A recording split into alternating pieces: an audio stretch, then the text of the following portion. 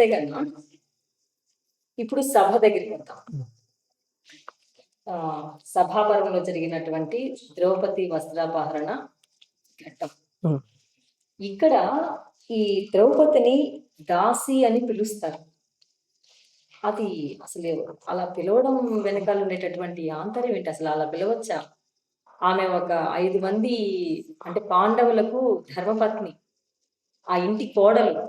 మరి ఆ కోడల్ని దాసి అనే పిలవడం వెనక ఉన్నటువంటి విషయం ఏమంటారు? దానికి కారణం అంటే అక్కడ జరిగినటువంటి ఆ పాచికల గురించి, ఆ ఆట గురించి, ఆ జూదం గురించి మనం మొదట చెప్పుకోవాలి. ఇందాకే అనుకున్నాం కదా, శకుడి పాచికలు ఏం చెప్తే అవి పలుకుతాయని. ఆ విధంగా శకుడిని ముందు పెట్టుకొని పాచికలు ఆడాలి, వాళ్ళ యొక్క ఆస్తినంతా కాజేయాలి అనేటువంటి దురుద్దేశంతో ధృతరాష్ట్రుడిని దుర్యోధనుడు ఒప్పిస్తాడు. ఒప్పించిన తర్వాత సరే అనేసేసి ధృతరాష్ట్రుడు ఏం చేస్తాడంటే ఒక మంచి రత్నాలతో ఉండేటువంటి ఒక సభను నిర్మించమంటాడు. ఆడుకోవడానికి, వీళ్ళు జూదం ఆడుకోవడానికి నిర్మించమని చెప్పి అది నిర్మాణం జరుగుతూ అయిపోతుంది. అప్పుడు విదురుని పిలుస్తాడు. చూసినావా ఎంత మంచి సభను నిర్మించినానో, ఈ సభను చూడటానికి ధర్మరాజుని పిలిపించిన తర్వాత వాళ్ళు ఏదో కూర్చొని అలా ఆడుకుంటారు, పాచికలు జూదం ఆడుకుంటారు అని చెప్తాడు. అప్పుడు వెంటనే విదురుడికి అతని సూక్ష్మ బుద్ధి కదా, ఇతను ఏదో దురాలోచనతోనే చేస్తున్నాడు అనేసేసి. ఎందుకంటే ముందే మనకు లక్క ఇంటి దహనము వాటన్నింటినీ కూడా విదురుడు కనిపెట్టేసి వాళ్ళని హెచ్చరించి కాపాడగలిగినాడు. అట్లా ఇప్పుడు కూడా ఏదో దురాలోచనతోనే ఈ విధంగా చేస్తున్నాడు అనే ఉద్దేశంతో, వద్దు మహారాజా, ఇది సరైనది కాదు, అసలు జూదం ఎప్పటికీ సరైనది కాదు, జూదం అన్నది మోసం అన్నది రెండు ఉంటే మొత్తం వంశమే నాశనం అవుతుంది అనేసేసి ఆ పని చేయకూడదని చెప్తాడు. చెప్తే ఆహా లేదు, ఊరికే ఈ సభను చూడటానికి వస్తారంతే, ఏదో సరదాగా ఆడుకుంటారు అని చెప్పి ఒప్పిస్తాడు. కానీ ఇంకా రాజు చెప్పిన దాన్ని ఏమీ కాదని లేరు కదా అనేసి సరే అనేసేసి మళ్ళీ భీష్ముడి దగ్గర పోయేసి చెప్తాడనమాట. ఈ విధంగా జరుగుతుంది, ఈ విధంగా విదురుడు నన్ను తీసుకొని ధర్మరాజు దగ్గరికి వెళ్ళి ధర్మరాజును పిలుచుకొని రమ్మని చెప్పినారు అని చెప్పి అనంటే భీష్ముడు కూడా ఏమనలేడు. సరే చూద్దాంలే జరిగినప్పుడు అనేసి అనుకుంటాడు అనమాట. అట్లా ఉండే క్రమంలో విదురుణ్ణి ఒప్పించి ధర్మరాజు దగ్గరికి పంపిస్తారనమాట. పంపిస్తే ధర్మరాజు అంటాడు, విదురుడే వచ్చి పిలిచినాక నేనేం చేస్తాను, మీరు ఇందాక అన్నారు ఆడటానికి రా అని పిలిపిస్తే రాకుండా ఉండకూడదు ఎందుకు అని అనమాట. ఇంత పెద్దవాళ్ళు విదురుడు వచ్చి పిలుస్తున్నాడు, పిలిచింది రాజైన ధృతరాష్ట్రుడు, సరే కానివ్వు, ఏం జరుగుతుంది అది జరుగుతుంది అనేసేసి అక్కడికి వస్తాడు అనమాట. ఆ విధంగా హస్తినాపురానికి మొత్తము అన్నదమ్ములు తర్వాత ద్రౌపదితో కలిసి ధర్మరాజు వస్తాడు. వచ్చిన తర్వాత అక్కడ విడదిరి అయిపోయిన తర్వాత ఈ ధర్మరాజు మీరేదో సభ కట్టినారంట కదా అంటే దుర్యోధనుడు తీసిపోయి చూపిస్తాడు. చూడండి అన్న, ఇలా బాగా కట్టినాను అని చూపించి, ఇంత బాగా మనం మాట్లాడుకుంటున్నాం కదా, సరదాగా మనం జూదం ఆడదాము అని చెప్పి చెప్తాడు. అప్పటికీ ధర్మరాజుకు తెలుస్తూ ఉంటుంది, ఎందుకు సరదాగా ఆడడము, ఎందుకులే మనకు మళ్ళీ అనవసరమైన శత్రుత్వం వస్తుంది అని అంటే అప్పుడు శకుని అంటాడు అనమాట, ఎందుకు నువ్వు ఆ విధంగా భయపడుతున్నావు, ఆడటము సరదాగా ఆడుతున్నప్పుడు శత్రువులు బలహీనులు అనుకో, వాళ్ళని ఏ విధంగా ఓడించాలనో యుద్ధంలో ఎట్లా చేస్తామో జూదంలో కూడా అంతే, మీరు బలహీనులైతే మేము బలవంతులుగా ఓడిస్తాము అని చెప్తాడు. అప్పటికి కూడా వద్దంటాడు. కానీ ధర్మరాజు జూదము అన్నది ధర్మరాజుకు చాలా ఇష్టం. అందువలన ఆ ఒక్క లోపం, ప్రతి చంద్రుడిలో ఏ విధంగా మచ్చ ఉంటుందో ధర్మరాజులో కూడా ఆ యొక్క అవలక్షణం అని చెప్పి చెప్తారనమాట. అందుకు జూదం ఎంత ప్రమాదకరము అని కూడా మహాభారతం ఈ ఘటన చెప్తుంది అనమాట. కాబట్టి ఆ విధంగా జూదం ఆడతారు. జూదంలో ఇంకా మొట్టమొదట ఒక్కొక్క వస్తువును పనంగా పెడుతూ ఉంటే ఆ జూదం చూడ్డానికి ఆ పెద్దవాళ్ళంతా కూడా, పెద్ద సభలందరూ కూడా వచ్చేస్తారనమాట. వచ్చేసి పాపం ఏం చేయలేక ఆడ జరుగుతున్నదంతా మౌనంగా చూస్తుంటారు అనమాట.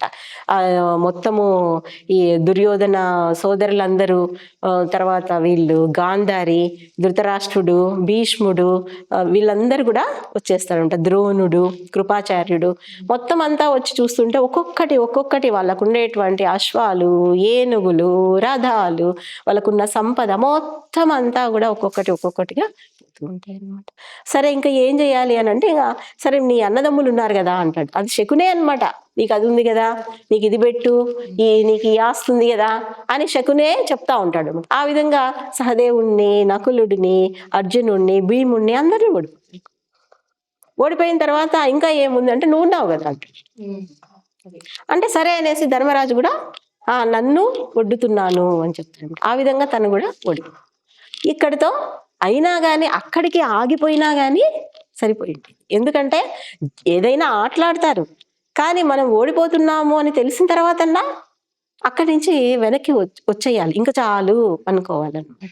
ఈ జూదం అనేది ఆశ ఎలా అంటే, ఇంకొక ఆట ఆడితే మొత్తం తెచ్చుకోవచ్చు కదా, పోగొట్టుకున్నదంతా సంపాదించవచ్చు కదా అనేటువంటి ఆలోచనతో అతను ఇంకా నా దగ్గర ఏముంది అని అంటూ ఉంటే, అప్పుడు శకునే చెప్తాడనమాట, నీ భార్య ఉంది కదా, ద్రౌపది ఉంది కదా, ఆమె కూడా నీకు ఆస్తే కదా, ఆమెను కూడా పనంగా పెట్టు అని చెప్పి.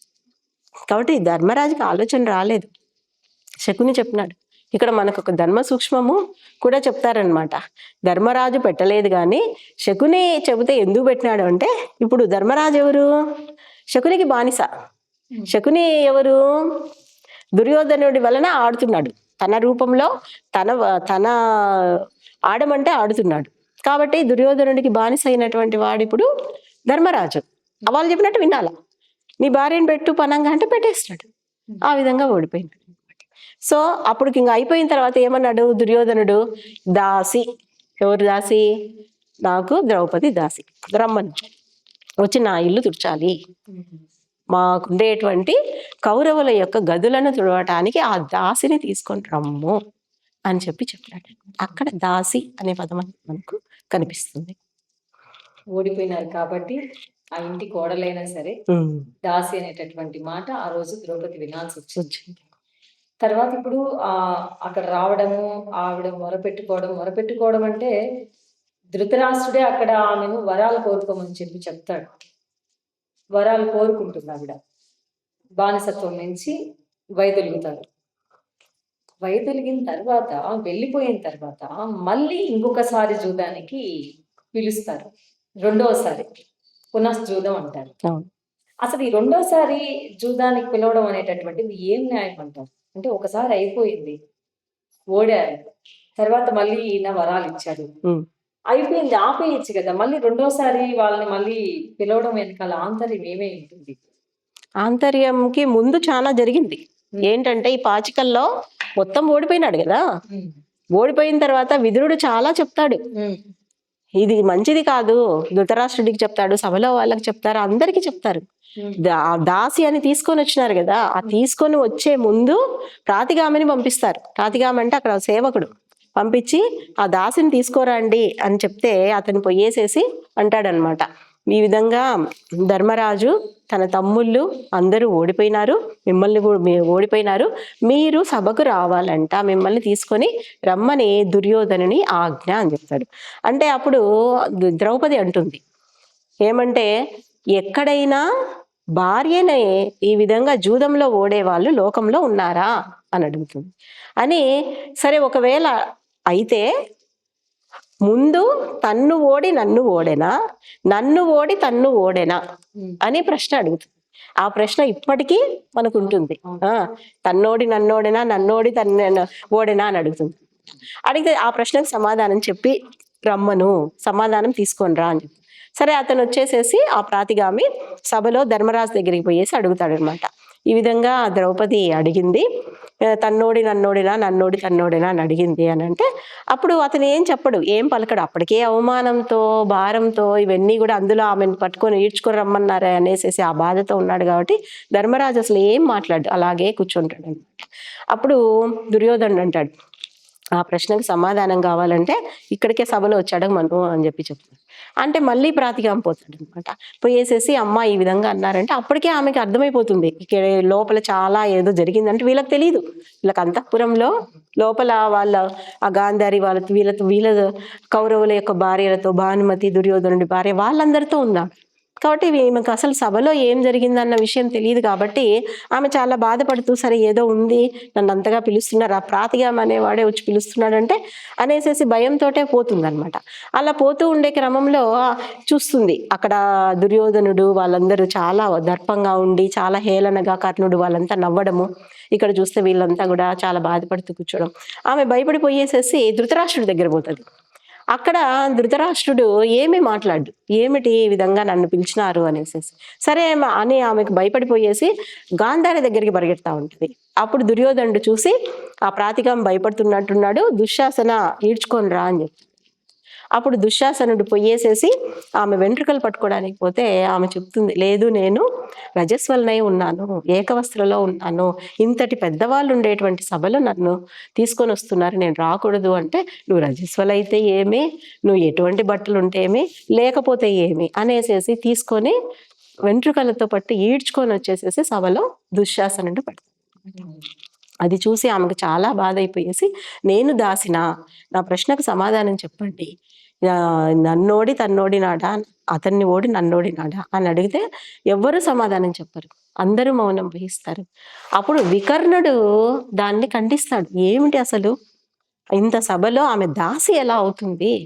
అంత పెద్ద స్వయంవరంలో మత్స్య యంత్రంలో గెలుచుకున్నటువంటి, అంత పెద్ద సభలో గెలుచుకున్న ఆమె, తర్వాత రాజసూయ యాగంలో గౌరవం పొందినటువంటి ఆమె, అటువంటి ఆమెను తీసుకొచ్చి ఇంత అవమానిస్తున్నారు, పైగా ఏకవస్త్రనై ఉందని చెప్తున్నారు, తప్పు కదా అనేసి వికర్ణుడు ఒక్కడే ఖండిస్తాడు. వికర్ణుడు ఎవరంటే ఈ కౌరవుల్లో 3వ వాడు.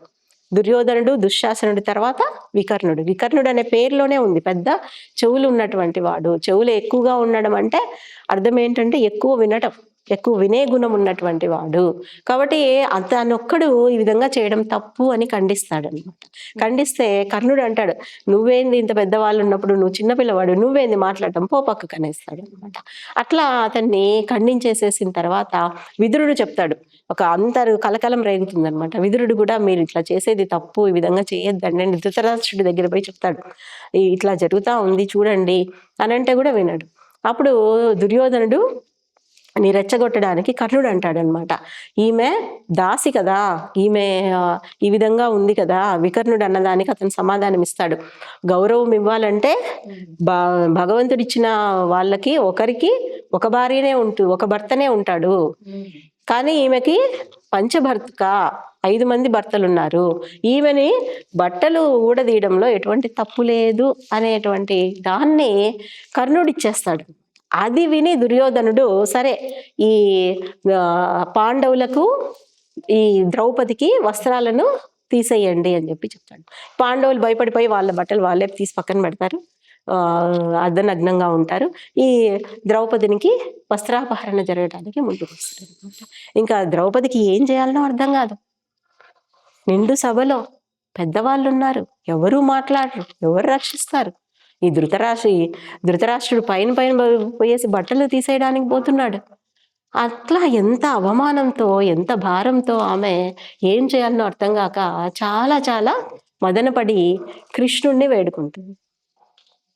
అప్పుడు కృష్ణుడు ఆమెకి దేవతా వస్త్రాలు అనేటివి ప్రసాదం చేసి తీస్తూ ఉంటే ఆ వస్త్రాలు పడిపోతూనే ఉంటాయి. ఆమెను అక్కడ ఎటువంటి అవమానం జరగకుండా కాపాడటం జరిగింది. అది మనకు అక్కడ దాసి అన్న దానిని ఇతను కాపాడినాడు, శ్రీకృష్ణుడు కాపాడినాడు. అప్పుడు ఇదా జరుగుతూ ఉన్నప్పుడు అంతఃపురాలలో, కౌరవుల యొక్క అంతఃపురాల్లో, వాళ్ళ పడక గదుల్లో, వాళ్ళ పిల్లలు ఉండేటువంటి గదుల్లో అపశకునాలు కలుగుతాయి. గుడ్లగూబలు, కాకులు ఇళ్లలోకి ప్రవేశించడము, వాళ్ళ పిల్లలు గట్టిగా అరిచి పడిపోవడము, ఇవన్నీ జరుగుతాయి.